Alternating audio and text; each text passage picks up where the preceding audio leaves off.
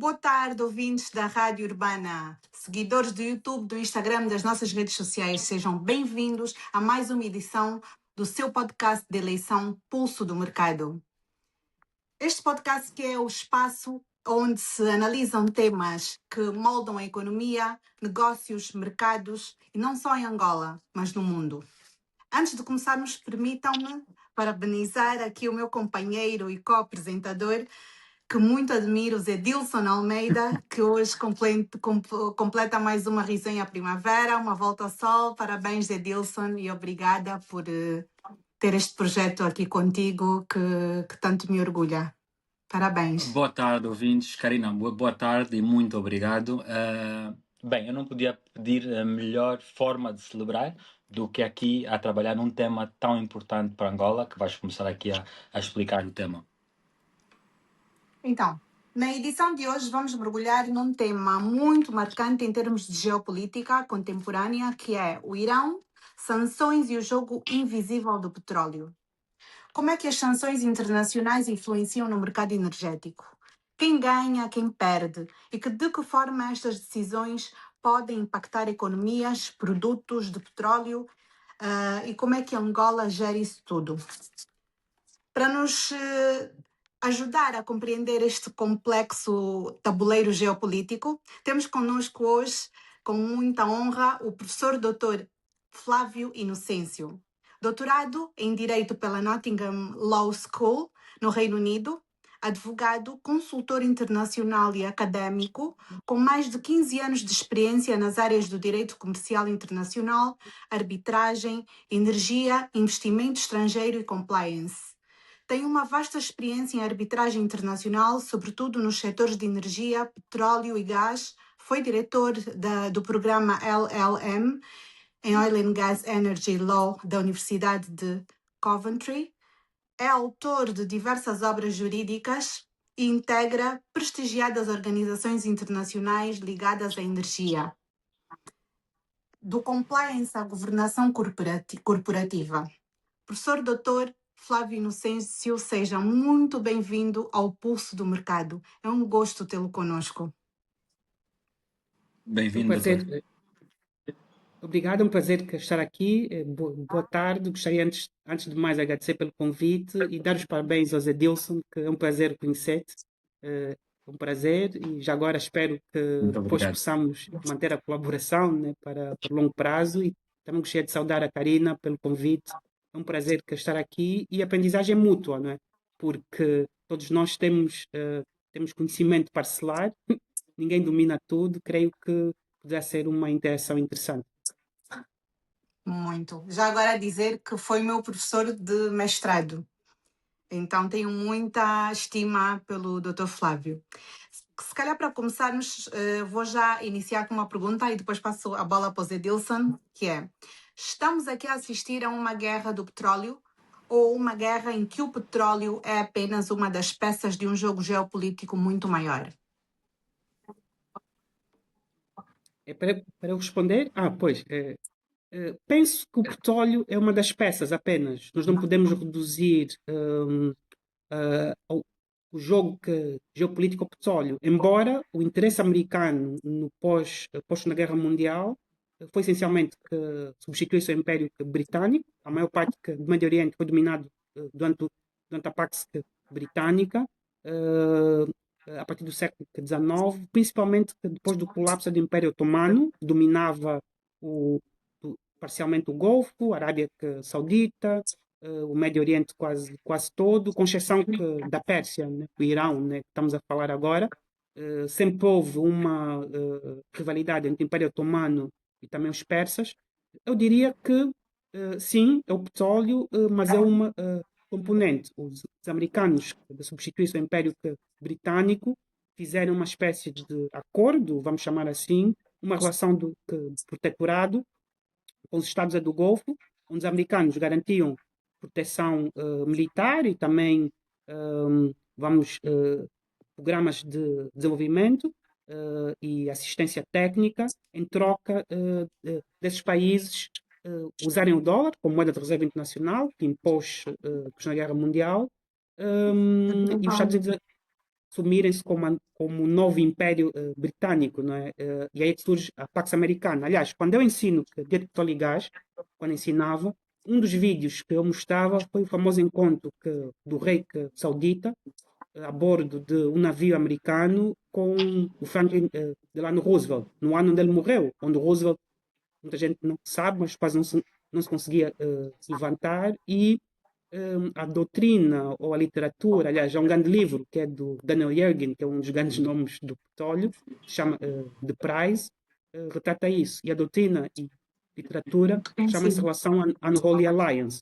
E a Arábia Saudita, falo aqui porque representava, essencialmente, era o principal Estado do Golfo, foi criado depois da derrota do Império Otomano na Primeira Guerra Mundial, é criado com apoio britânico, do Império Britânico quando cai, essencialmente, devido à Primeira e Segunda Guerra Mundial, os americanos assumem esse papel. Então, eu diria que ultrapassa a questão petrolífera. Isto tem a ver com a hegemonia americana. Claro que o petróleo é o principal, que metade das reservas mundiais de petróleo estão nessa região. O Médio Oriente, eu diria que é a segunda região mais importante dos Estados Unidos. A primeira, obviamente, é o espaço euroatlântico, vamos, transatlântico, né, dos Estados Unidos e da Europa, mas a Europa deixou de ser tão importante porque a Guerra Fria terminou. O Médio Oriente é mais importante, muito mais do que a África. E a terceira região mais importante para os Estados Unidos é a Ásia. A África não é tão importante como nós pensamos, infelizmente, para os americanos. Ou felizmente, o Médio Oriente é por isso que eu penso que vai ser muito difícil que tenhamos esta crise e não sou o único, creio que nós falamos disso, creio que o Zé Dilson, nós estamos a falar disso e consigo. Isto ultrapassa o Trump, isto ultrapassa uma questão de personalidade e isto tem a ver com o imperativo estratégico do Estado americano e a estratégia que eles desenharam, principalmente quando caiu o governo do Shah, porque o Irão era o principal aliado americano até 1969. E eu diria que é uma espinha nos Estados Unidos. Agora, os americanos também não podem abandonar o Golfo porque eles têm relações de protetorado e parte da hegemonia global americana resulta da necessidade de manter o controle.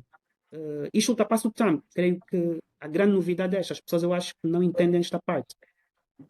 Exato. O doutor Flávio acabou por responder já uma série de outras perguntas, mas Mas olha, eu gostei muito do enquadramento, não é?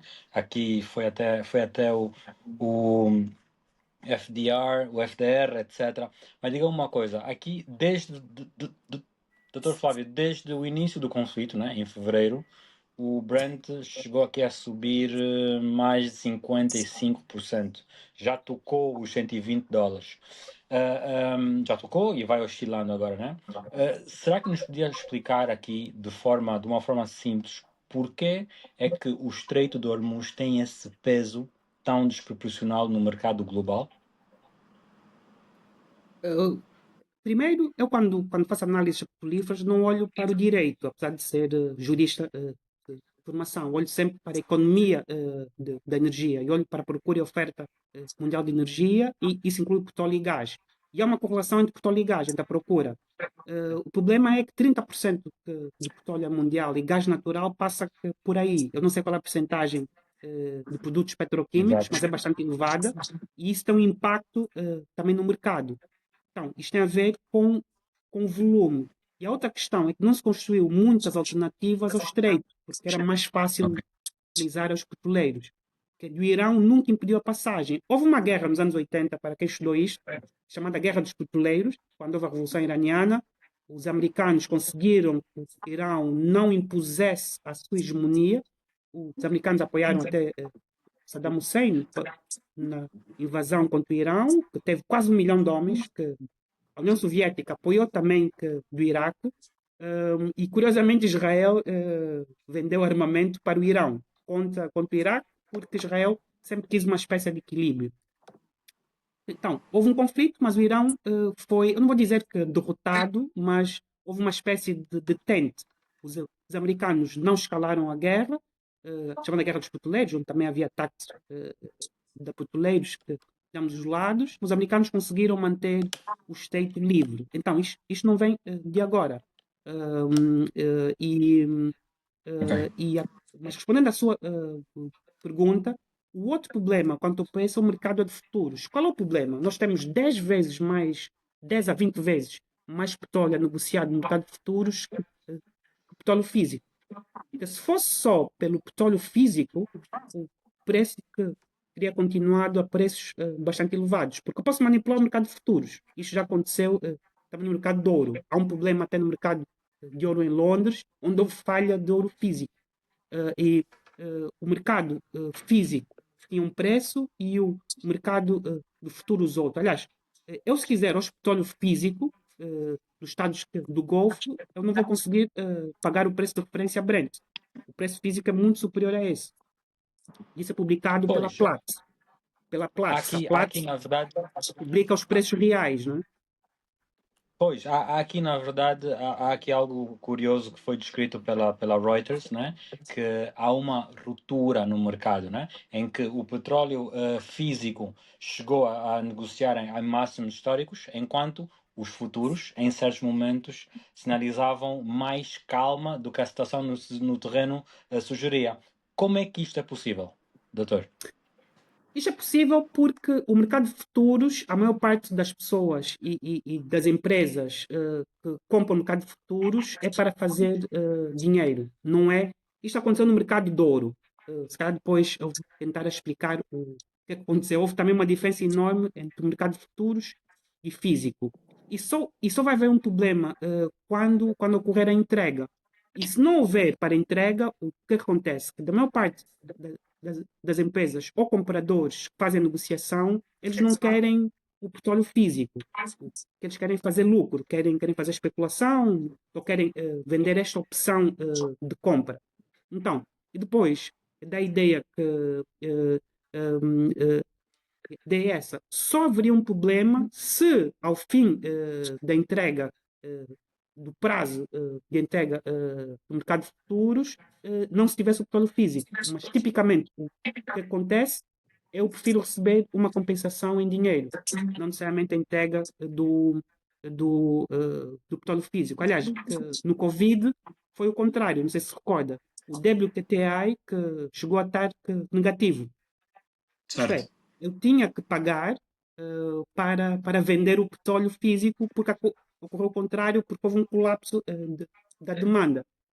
Então, isto tem a Claro. ver com, a especulação, dois, com o facto de nós não termos atingido ainda os prazos de entrega e uma ruptura de estoque físico. Quando começar a faltar combustível físico, caso isto se arraste até outubro, novembro, porque se eu fosse iraniano, eu arrastaria isto até outubro, novembro, por uma razão muito simples, para punir os Estados Unidos pela agressão e o Trump. Eles vão ter eleições, então o Irão também está a jogar com isso. Isto aconteceu também no mercado de ouro em Londres, em que o mercado de futuros havia um preço, mas o mercado spot era outro. O que é que aconteceu neste caso? As pessoas foram compensadas em dinheiro, não com ouro físico. E tem havido muita e a ideia de muita manipulação, porque no mercado de ouro também estamos a negociar entregas futuras. E depois a ideia de que este mercado é um mercado hoje altamente especulativo e os investidores esperavam um acordo. Porque ninguém racionalmente acreditava que esta guerra fosse arrastar por este período todo. Creio que isto é evidente. Os investidores esperavam que o Trump se comportasse como um homem de negócios. Só que isto já ultrapassa a questão racional de negócios, para mim é uma questão geopolítica pura e dura.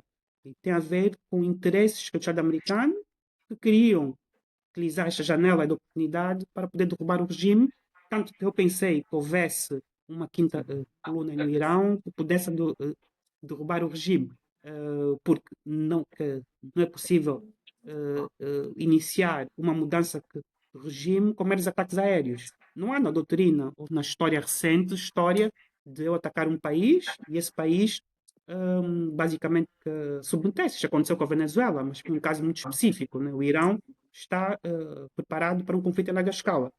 Voltando à guerra Irão-Iraque, em que também houve ataques mútuos, tanto que do Irão do Iraque, daquilo que aconteceu, o Irão perdeu cerca de 500 mil pessoas, acho que mais ou menos isso. O Iraque, acho que também, morreu 1 milhão de pessoas neste conflito, entre civis e militares.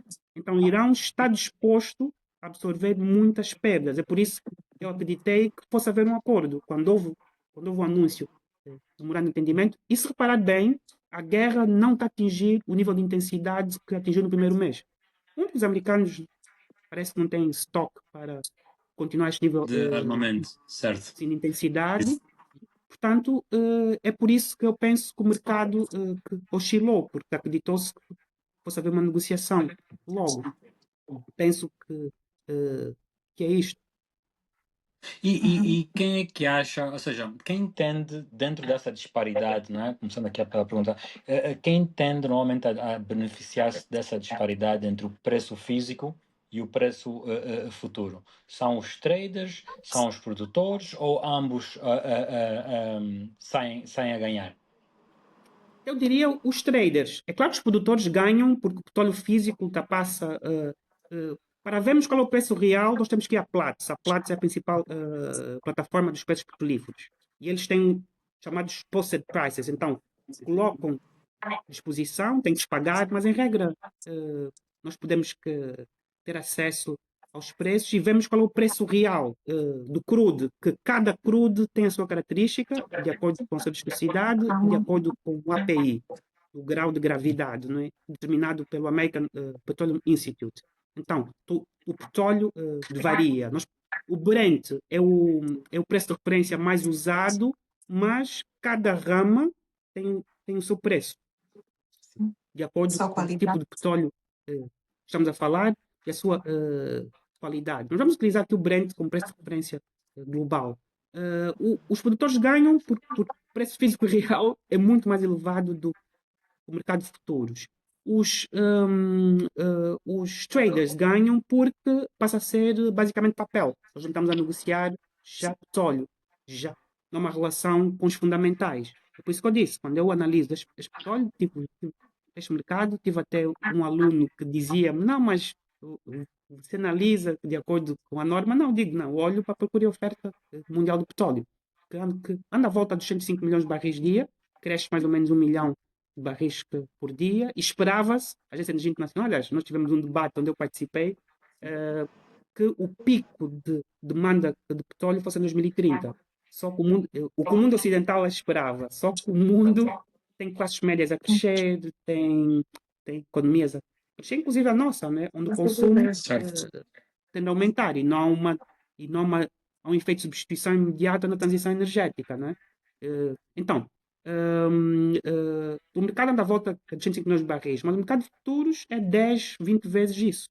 Então, é muito difícil. Depois, há vários fatores, aliás, há vários especialistas em finanças que já demonstraram, um deles foi o Minsky, que ganhou o Nobel, a explicar que há um efeito psicológico nos mercados, né? De ações e de futuros, derivados, e muitas vezes não reflete os fundamentais. Mas os fundamentais olhamos para a Platts, os preços reais de compra e venda de um carregamento, e ultrapassa $100 no Golfo. A Rússia estava a descontar, eles têm o principal preço de referência deles é o Urals, e o Urals estava com desconto de 20%, não sei se se recorda. Porque os russos estavam sob sanções, então havia um problema. Eu já trabalhei também com produtos sancionados e não pode ser vendido para países que têm sanções unilaterais. Então, as sanções do Conselho de Segurança, que são as que se dizem legais. Acho que a Karina tem interessante esse tema, que levanta uma questão de legalidade. Nós próprios em Angola temos que ter muito cuidado quando lidamos com países que são sancionados.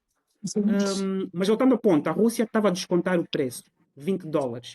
É assim que a Índia passa a ser um dos maiores compradores de petróleo russo. A Rússia produz mais ou menos entre 8 a 9 milhões de barris dia, metade disso exporta. Do resto é usado internamente e também para a produção industrial, não só para consumo. E porquê? Estava a haver um desconto. O que é que aconteceu quando houve a guerra do Irão? O Urals dispara, que chegou a valer mais do que o Brent. Hoje, para comprar o petróleo russo, é o mesmo preço do que o Brent ou superior. Porque isto indica que há uma procura muito grande por produto físico. Aliás, se reparar, a partir de fevereiro, vários países asiáticos começam a ter escassez de todo tipo de produto. Não só petróleo, mas gás natural. O gás natural está com uma procura enorme na Índia. Eu sei porque trabalhei com alguns indianos e alguns contatos. Então, e qual é o efeito? Há também um efeito de substituição quanto ao petróleo e gás. As pessoas não sabem disso. Quando o petróleo está muito barato, os estados do Golfo, por exemplo, às vezes usam o petróleo para produção elétrica. Quando o gás natural que está muito alto, aumenta a procura por petróleo. Há um pequeno efeito de substituição, embora sejam produtos para fins diferentes. O gás natural é utilizado essencialmente para fertilizantes, que é o setor petroquímico, e para a produção de eletricidade. O petróleo é utilizado essencialmente para derivados, para transporte e para o setor petroquímico. Não é bem o efeito, mas há um efeito de substituição que ocorreu durante a guerra da Ucrânia. E na altura houve análise. Isto que eu estou a dizer, as grandes casas de análise têm relatórios de conta aberta sobre isso. É fácil encontrar isto. Eu geralmente uso, olho para a OPEP, olho para a Agência Internacional, olho para consultoras especializadas e trabalho. Eu sou uma pessoa só, né? Trabalho comigo próprio, olho para esses dados que eles trabalham e retiro a minha análise. Então é assim que geralmente eu olho para o mercado. Mas olha, Professor, antes começou a falar de sanções e antes que a Karina me sancione aqui, porque eu estou sempre, mas vai, bacana, vai, eu ia falar de sanções, mas força. Porque ela só ia me recuando um sancionar. bocadinho a Angola. Ela estava quase a sancionar-me aqui agora. Vai, diz. Não, não, nunca. Queríamos só, voltando um bocadinho a Angola e tentando perceber até que ponto é que isto nos afeta, tentar entender se pudesse aconselhar hoje o governo angolano de 3 medidas estratégicas recomendadas para se reduzir a vulnerabilidade do país a estes choques geopolíticos que referia, choques internacionais, de modo a preparar a Angola para um mercado energético cada vez menos imprevisível, que aspectos é que conseguiria elencar para não sermos impactados tão diretamente com isto? Excelente pergunta. Uma das coisas já está sendo implementada são as reservas estratégicas. A Agência de Energia Internacional foi criada por resultado do meu choque petrolífero, em 1973, que todos deveríamos estudar, que isso afetou o mundo inteiro, ter as reservas estratégicas de 3 a 6 meses para cobrir as necessidades. Isto foi aconselhado ou determinado pela Agência de Energia Internacional, que é uma organização irmã da Organização para a Cooperação e Desenvolvimento Econômico, a partir de 73. É uma das principais fontes de informação estatística que todos nós usamos. Embora com um viés mais pró-ocidental, que quer uma transição mais rápida dos fósseis, e infelizmente não vai ser possível. Também acredito na transição energética, e é o que deveríamos fazer. Isto está a ser implementado. Vai-se ter uma reserva estratégica já na Barra do Dante. Aliás, eu visitei, a minha última visita a Angola em 2024, foi visitar o terminal da Barra do Dante, e realmente é uma coisa impressionante. É um Gigantesco. projeto muito interessante e pode ajudar a Angola garanta reservas estratégicas. O outro aspecto muito importante é nós também implementamos os planos de transição energética. Por quê? Nós temos uma grande dependência ainda fóssil, em termos de consumo, fóssil que nós importamos, né? via derivados, embora está a mudar com as novas refinarias, e eu acho que tem impacto. Aliás, houve uma pergunta que me perguntaram sobre se a refinaria do Lubico não estava em funcionamento. Eu disse, isto não funciona assim imediatamente, não é? Constróis, não. Há contratos, até porque o combustível em Angola é subsidiado. Isto, para dar exemplo do que é que estamos a falar. O que é que a Angola deveria fazer? Tentar introduzir planos alternativos. Eu sei que temos problemas de eletricidade, mas a eletrificação é do país. Acelerar a eletrificação é do país para que nós possamos diminuir o uso de combustível fóssil, seja na produção elétrica, seja também no uso de motores da combustão, principalmente em cidades como Luanda. Poder-se introduzir muitos veículos elétricos. E temos uma fonte limpa, que é a hidroeletricidade. Angola é um dos poucos países que tem um potencial hídrico enorme. um dos debates, eu ensino um módulo sobre transição energética, um dos debates que temos. Cada país tem que implementar o seu modelo ou a sua política energética integrada, né?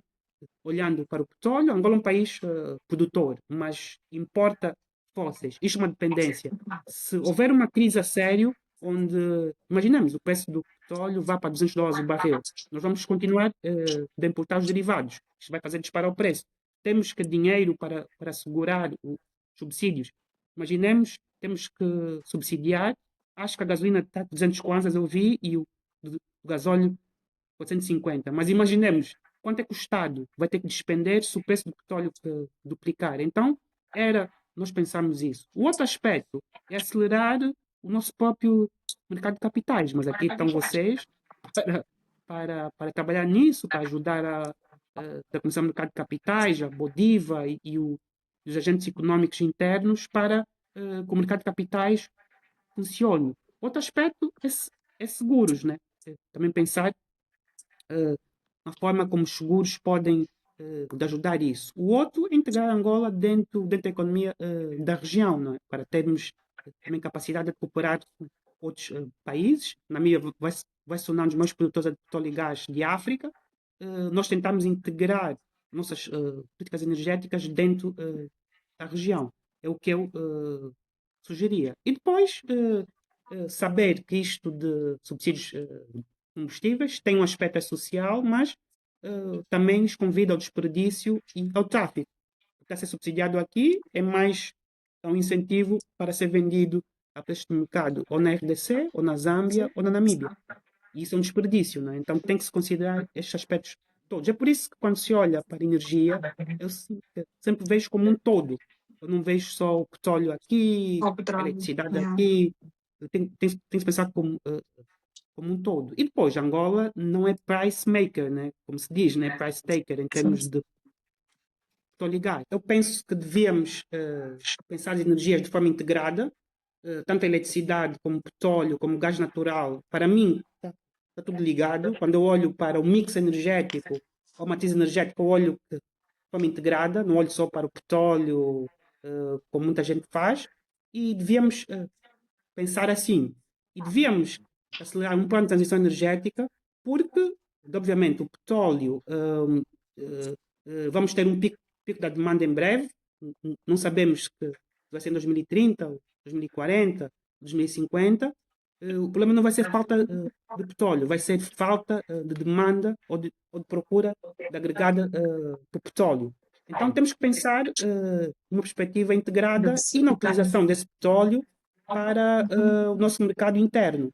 Uma das coisas que eu aprendi desde muito cedo neste setor, com um economista norueguês, é que, por exemplo, devemos utilizar o gás natural para consumo interno, seja para a produção de insumos, para a produção de fertilizantes, plásticos. Por exemplo, eu dou sempre este exemplo. A Arábia Saudita, 10% das exportações deles são produtos petroquímicos, entre 30 a 40 mil milhões de dólares. Via que SABIC, que hoje foi comprada pelo Fundo de Investimento, eles tiveram uma reforma política feita pelo príncipe, muito interessante, onde a Saudi Aramco e o Fundo de Investimento Público, equivalente ao nosso IGAP, né, que seria Fundo Soberano, comprou a SABIC, que é uma das maiores empresas petroquímicas do mundo, com fábricas em todo o mundo. E isso seria uma forma de industrialização que poderíamos ter, feita até pelo Estado. Hoje eu tenho uma visão um bocado mais desenvolvimentista. Acho que devíamos, isto devia ter sido feito por uma instituição pública, a preferência passou na Angola. Acho que nem tudo deve ser o privado, por várias razões, até por segurança energética. Muitas vezes o privado pensa uma perspectiva muito particular. O Estado não, quer assegurar o abastecimento, mais do que o preço, quer assegurar que não haja uma disrupção. O privado não, pensa mais no lucro e uma visão mais da organização. Então é preciso conciliar isto tudo. E boa parte desses projetos que são financiados direto ou indiretamente pelo Estado.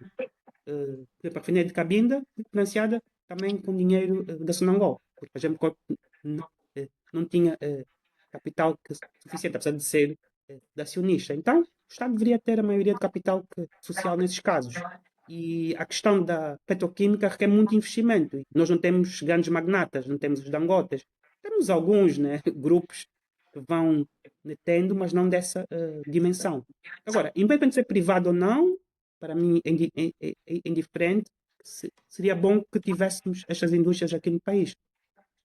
Cada vez temos mais, por acaso, pelo menos operadores da indústria petrolífera nacionais e com alguma estrutura. Só queria fazer uma parte antes de passar-te a bola, Zedilson, que o IRCEA sei que tem feito protocolos para a questão dos carros elétricos e por isso é que temos começado a ver já alguns carros elétricos em Angola. E por outro lado, os biocombustíveis têm começado realmente a ser desenvolvidos no sentido da própria legislação ser revista e a ideia do regulador do mercado é efetivamente o desenvolvimento do mercado de biocombustíveis. Sabe-se que já existem, inclusive, algumas entidades que já estão a preparar estratégias no sentido de começar, tão logo a legislação seja revista, a pôr em prática os seus projetos no sentido mesmo de ver grandes plantações sem afetar a parte alimentar, grandes plantações de milho, cana-de-açúcar,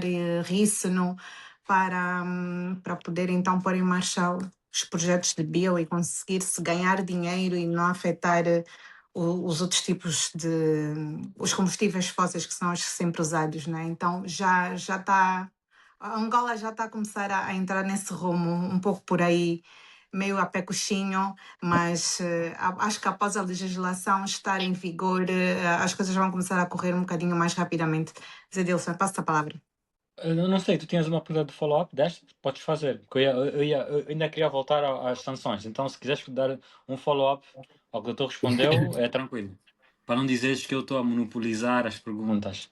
Não, queria então se calhar voltar ali para a questão do Fundo Soberano, já que, pronto, a nível por exemplo, da Holanda, o fundo deles é um grande mecanismo para a sustentação de riqueza para gerações futuras e o nosso tem cada vez menos sido comentado, sido posto na berlinda dos assuntos de estratégicos de Angola, saber se efetivamente já não devemos contar com o Fundo Soberano para a acumulação da riqueza do petróleo para gerações futuras ou se ainda é um mecanismo a ser usado.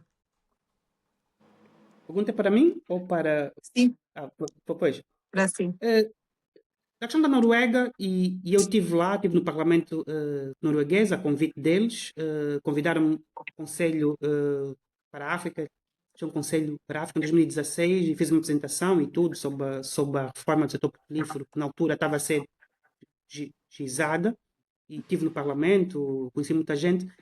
A Noruega tem uma vantagem enorme. Uma das coisas que nós esquecemos, e eu ensino logo nas primeiras aulas, é nós temos que olhar para o petróleo per capita. Quantos barris é que o país tem per capita? E a Noruega tem uma população muito reduzida e tem bastante petróleo. Aliás, eles estão com uma produção de 2 milhões de barris de petróleo por dia, se não estou em erro. E numa zona madura. O Mar do Norte é maduro. Eu também acompanho o Mar do Norte na Inglaterra, dei aulas lá, vivi lá também, trabalhei lá com algumas entidades. O Reino Unido, ao contrário, houve um declínio que, a partir de 99, a Noruega foi o oposto, porque eles investiram muito na exploração. Aliás, a nova descoberta na bacia de Benguela revela que nós só precisávamos de exploração, algo que qualquer engenheiro ou geólogo é petrolífero que sabia, né? Que sempre me disseram isso. E então, a questão da Angola é que temos uma população muito grande, com poucas reservas. O rácio reservas para a produção fica muito baixo. E dividir estas reservas provadas por quase 40 milhões de pessoas dá muito pouco petróleo. Então é mais fácil em países com população reduzida, com reservas gigantescas, como é o caso da Arábia Saudita. Os sauditas têm quase 300 bilhões de barris agora de reservas aprovadas para 20 milhões de habitantes. Eles têm 10 milhões de estrangeiros, mas 20 milhões é que são sauditas. Angola não, nós temos um rácio, sempre tivemos bastante reduzido. E isto não foi explicado à população em geral, infelizmente. Independentemente dos aspectos de transparência que houve no setor, devia ter-se explicado que nós não somos a Arábia Saudita, não somos o Catar, temos uma população muito grande para as reservas aprovadas que nós temos. chegaram a 12 bilhões de barris, a 12 mil milhões de barris. Claro que há muito petróleo por descobrir. Eu desconfio que nós tenhamos Onshore, até uma. principalmente. Eu penso que nós temos até uma centena, até 100 bilhões de barris no pré-sal. Por exemplo, o Brasil, eu dou entrevistas para Notícias Agrícolas, que é o principal portal há anos já, Notícias Agrícolas no Brasil. Eles pedem-me sempre para fazer uma análise sobre o setor petrolífero. E o Brasil está com 3,7 milhões de barris por dia. E vai chegar a 5 em 2030. Tudo, que a maior parte disto é no pré-sal. E feito pela Petrobras. Nós tivéssemos tido descobertas, não digo que semelhantes, mas 20% disso, não teríamos tido o declínio natural da nossa produção desde 2008. Então, o problema de Angola foi falta de exploração. Por várias razões, às vezes é uma questão de sorte, às vezes é uma questão de concurso público, às vezes é uma questão do interesse da operadora. Angola também apanhou a Revolução de Xisto. Então, houve muitos interesses das políticas americanas em virem para cá. Muitas investiram no home market, né? Por isso que a América está com quase 13 milhões de barris de petróleo por dia, que é um petróleo de xisto, que tem custos muito mais elevados, custo de produção médio anda à volta de $50 o barril, muito superior ao nossas águas ultra profundas e mesmo superior ao pré-sal. O Brasil já domina esta tecnologia que consegue extrair de forma bastante eficaz. Então, eu responderia assim: quanto ao fundo que cobrar nesta questão, para eu acumular, tenho que ter excedentes. Nós utilizamos o petróleo como reserva corrente. Vou-lhe dar um exemplo muito simples. A Noruega está com 1,5 trilhões de barris nos dois fundos, 1,5 trilhões de dólares nos dois fundos. Sempre tem um dos meus amigos lá, que foi meu colega em Coventry, ele acabou o doutoramento agora, acho que vai defender a tese. Ele está na Noruega há 5 anos. E conversamos isso quase sempre. Até quero trazê-lo para cá, para um workshop. Ele trabalha no Ártico e no petróleo do Ártico. Então, Vamos falar em off sobre isso, doutor. deixa eu explicar. Já Do estou a Reino pensar Unido, aqui em coisas. do Reino Unido não colocou petróleo num fundo soberano. O que é que fizeram? E descobriram que petróleo, quantidades muito semelhantes ao mesmo tempo. A produção petrolífera de norte começa a partir de 1973. Até teve apoio iraquiano. A gente não sabe isso.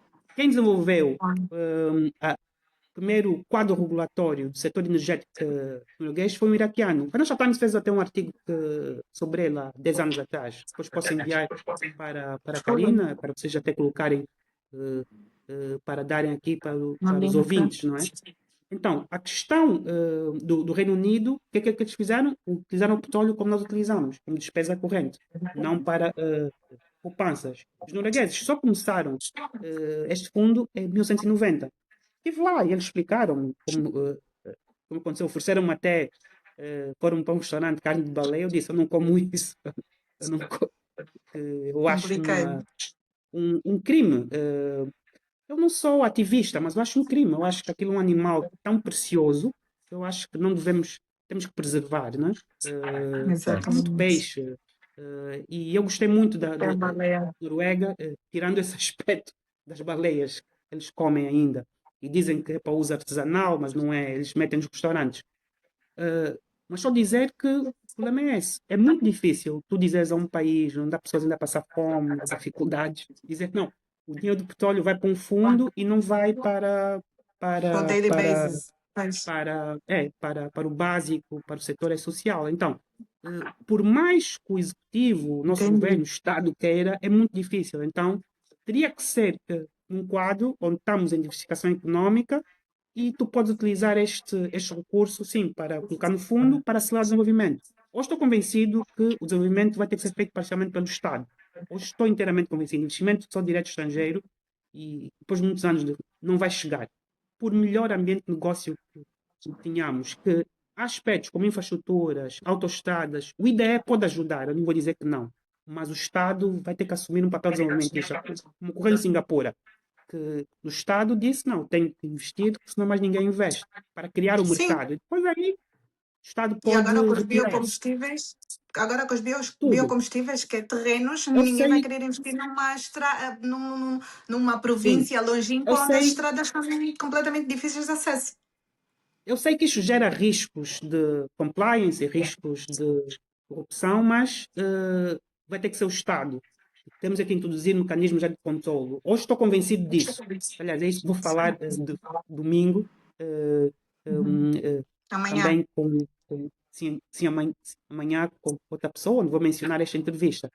Então, voltando ao assunto, é muito difícil. Isto não é uma questão já de vontade do A ou de vontade do B. Nós temos que olhar para as condições objetivas. Eu gostaria de dar outra resposta. Eu gostaria de dizer, não, nós podemos acumular. Depois tivemos uma dívida muito grande.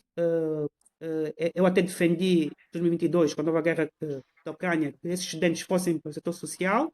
Uma das opções foi pagar dívida.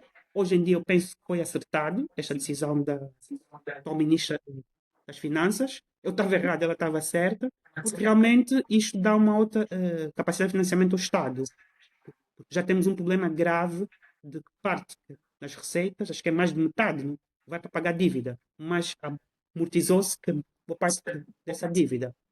Não se pode fazer nova dívida, né? Tem que se prestar atenção ao endividamento futuro. Né?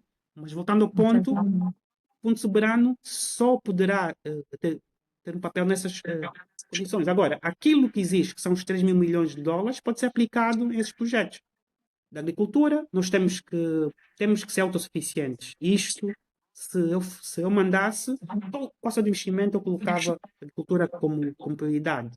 Fazia uma autoestrada, norte a sul, para aumentar os fluxos de investimento e procuraria diversificar. Não o Estado diretamente a gerir as fazendas, mas o Estado a incentivar, né? com parceiros internacionais que tenham know-how, promover a agricultura familiar para que eles possam escoar os seus produtos. Isso já está a acontecer com Coenda, aliás, fez muita coisa. Às vezes as pessoas criticam, mas fez muita coisa.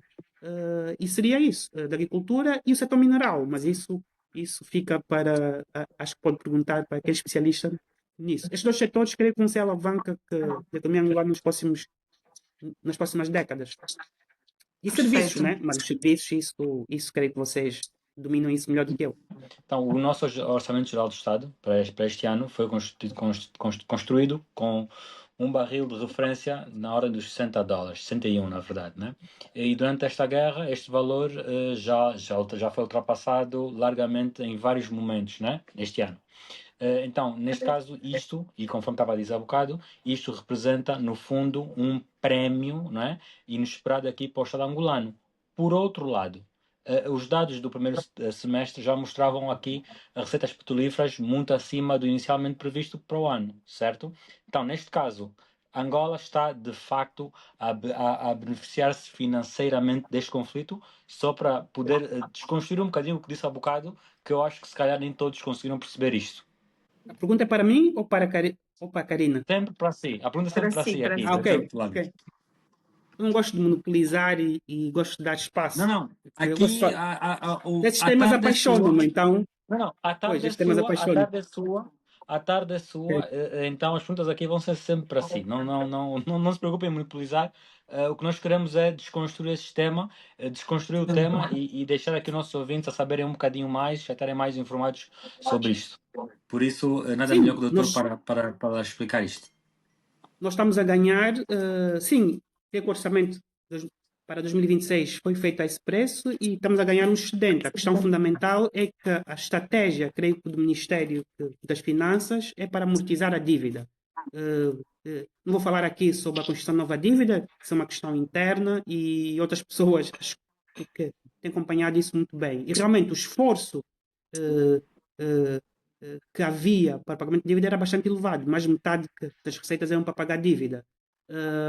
E isso, obviamente, que isso tem um impacto muito positivo no Orçamento Geral do Estado angolano. A questão fundamental aqui é uma questão de estratégias e de saber se vai haver ou não um acordo definitivo. Eu penso que isto vai arrastar-se durante mais algum tempo. Não estou a ver o Trump fazer de um acordo de uma forma fácil, por várias razões. Haver um acordo será uma paz armada, aí o preço poderá baixar novamente. O preço que deveria estar à volta dos $70 o barril. Esta foi a estimativa que nós fizemos.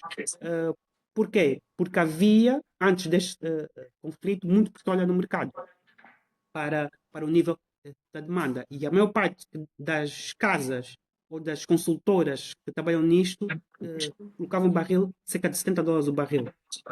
Angola fez bem, foi bastante conservadora. Só que ocorreu algo que ninguém esperava, de um ataque de surpresa para o Irão, que esperava-se uma mudança de regime, e obviamente que isto vai beneficiar a Angola. A questão fundamental é qual é a estratégia. A estratégia, pelo que eu percebi, é amortizar a dívida.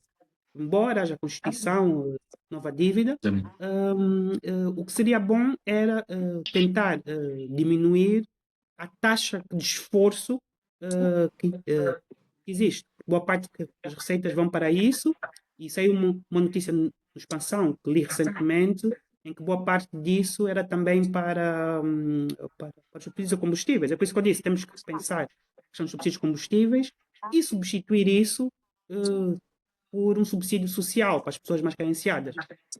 Se calhar para o Quenda, analisar algo assim, criar um programa Bolsa de Família. Por exemplo, eu tenho uma visão mais liberal no sentido, se o petróleo pertence a todos, cada angolano receberia um cheque, como no Alasca. Nem que fosse Ah, 100 kwanzas e por mês, eu na daria. Arábia Saudita também, não é? Dizem que sim, que eles também têm um Sei certo que no Alasca, subsídio. sim, e por cada barril eu daria um valor a cada família angolana, mas criava uma espécie de proteção social para as pessoas mais carenciadas. Até temos a tal de diversificação econômica. Idealmente, sim, o petróleo deveria ser utilizado para projetos estruturantes, não para despesa corrente, mas isso vai requerer outro tipo de estrutura económica, não é? Uma abertura económica, eu sou liberal, nós estamos a falar disso, eu defendo uma abertura económica, penso que o capitalismo requer a iniciativa económica, liberdade económica, né? E a liberdade de entrar no mercado. Muitas vezes nós queremos garantir liberdade para quem já está, mas não para quem quer entrar. É um problema Pois, global, não é? Estávamos a falar disso, acho que antes de quando nos conhecemos. Então, sim. um dos aspectos essenciais é esse. Tudo depende da estratégia do Ministério das Finanças e da chamada equipe económica. Eu não sei bem qual é a visão económica deles. Penso que, pelo que eu vi, é amortizar a dívida. Creio que pagou-se muita dívida. Isso destruiu, em parte, a capacidade do Estado em investir em projetos estruturantes. Se calhar nós poderíamos já ter tido autoestradas se a taxa de esforço nos últimos 10 anos tivesse sido menor. E isso é uma Certo. crítica que creio que o Executivo fez e justa, não é? Realmente não se considerou muito a sustentabilidade da dívida. Por acaso hoje recebi um vídeo que tenho uma amiga que trabalha nisso, como fazer as reformas das dívidas africanas, porque nós pensamos bem, a taxa de endividamento dos países africanos é muito inferior às dos países ocidentais. Okay? Muito inferior.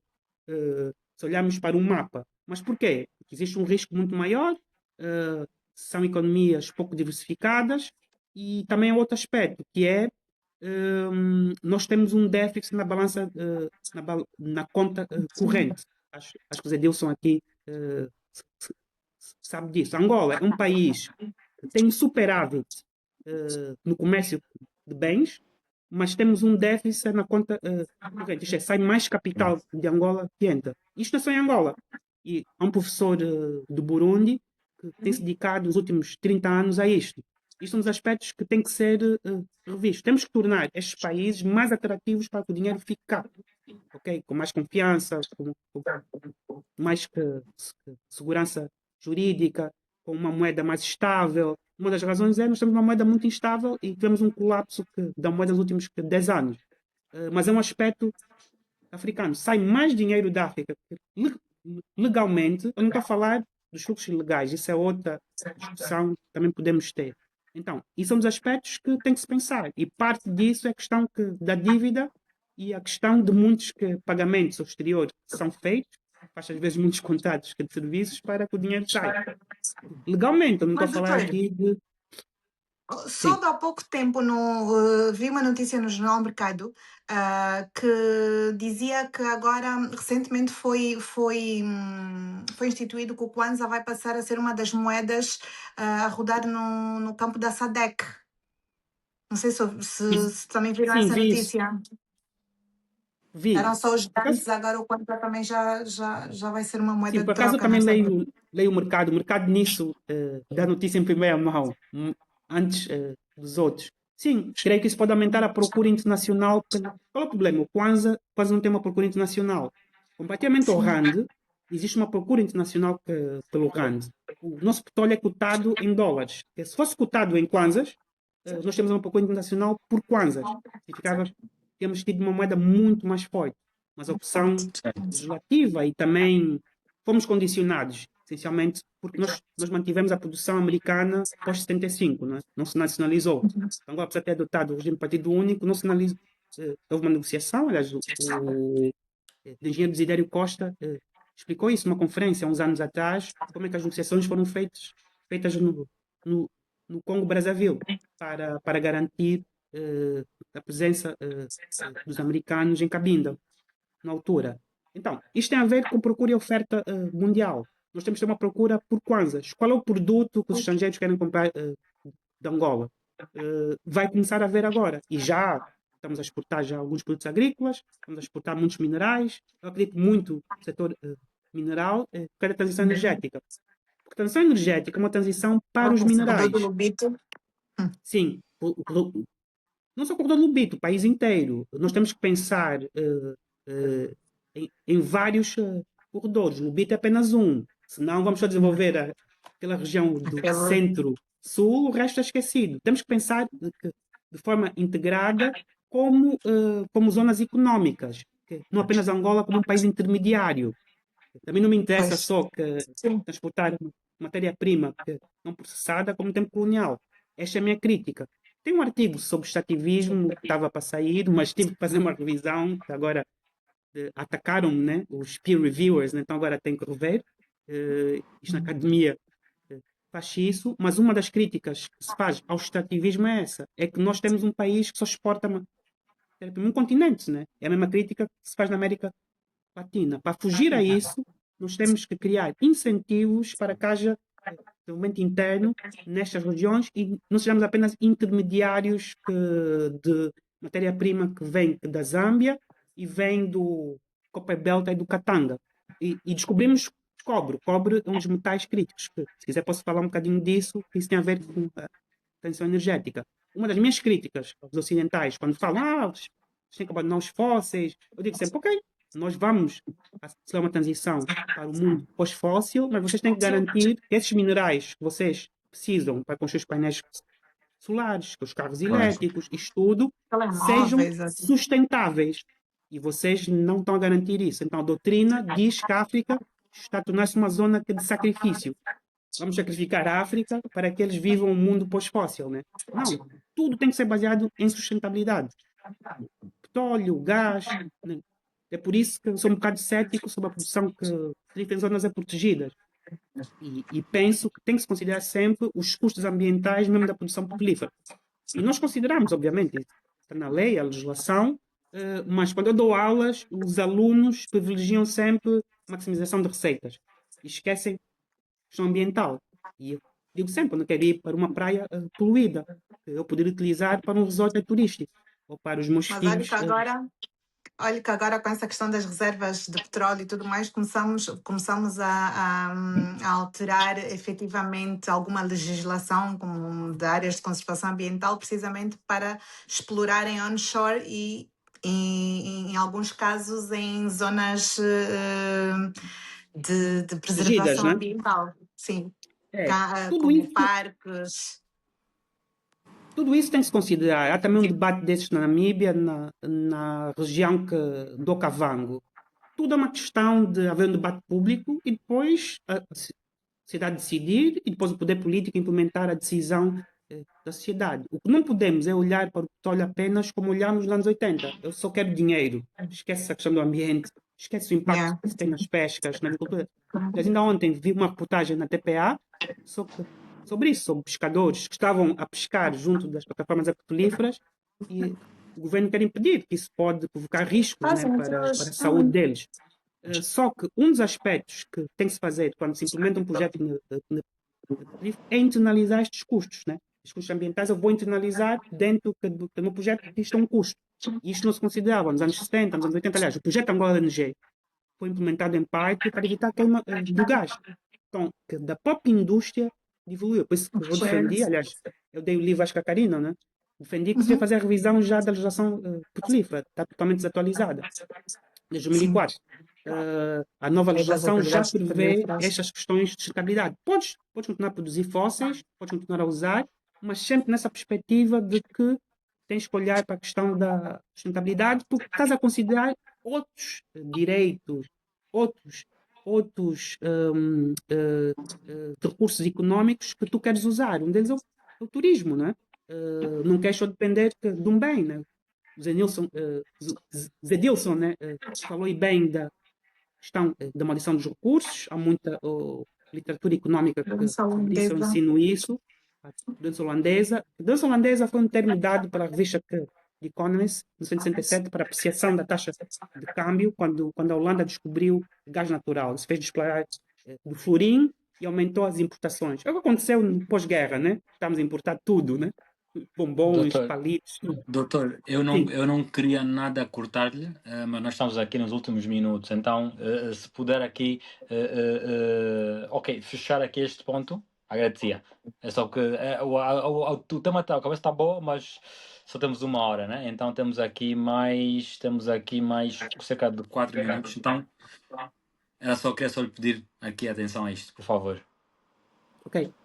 Em resumo, temos que olhar para a questão ambiental de uma forma integrada como um custo fazer negócios e temos que internalizar isto dentro da análise económica e jurídica, né, que fazemos deste tipo de projeto. E também a questão laboral, Perfeito. inclui a questão laboral e outras.